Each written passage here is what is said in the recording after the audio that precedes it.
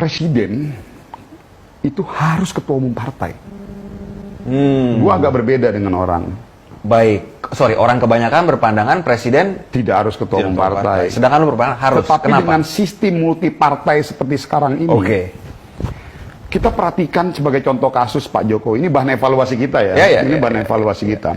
Pak Jokowi jadi presiden tidak pegang kendali partai. Betul. Akhirnya, dalam setiap kebijakan yang mau dilakukan oleh seorang Jokowi, dia harus membangun kompromi-kompromi politik dengan partai-partai politik lainnya. Bahkan mungkin dengan partai beliau sendiri. Iya, karena dia tidak pegang kendali partai. Betul. Kendali partai itu dipegang oleh ketua umum partainya. Betul. Nah, dampaknya apa? Yang namanya dalam politik itu kompromi. Pasti. Itu nggak ada dalam politik. Nggak ada cerita lah. Gue maunya ini, lo gitu. Maunya.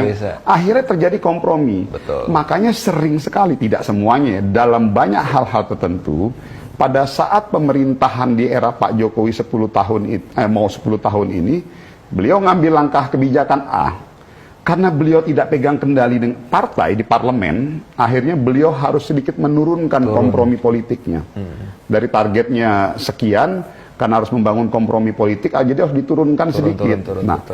Makanya akhirnya... Dan multipartai ekstrim, bukan cuma kompromi sekali, kompromi dengan beberapa pihak. Jadi turun. Akhirnya dampaknya apa? Sering sekali objektif pemerintah itu tidak bisa tercapai secara optimal. Betul.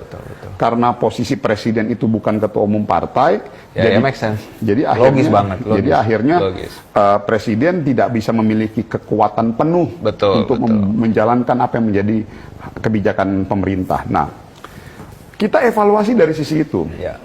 Coba kita mundur ke belakang waktu zaman Pak SBY.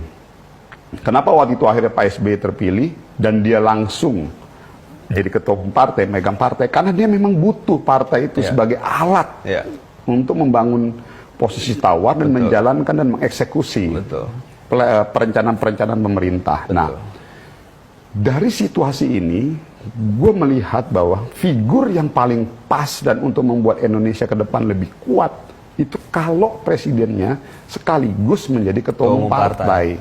Makanya dulu kenapa gue paling ngotot tuh dorong Pak Erlangga, gitu loh. Tapi realitas politik berkata lain. Nah, tetap kita memang pengen misalnya Erlangga, tapi kan ada ide besarnya. Ide besarnya itulah kita titipkan kepada Pak Prabowo. Jadi bagi kita, yang kita usung itu adalah ide konsep besarnya.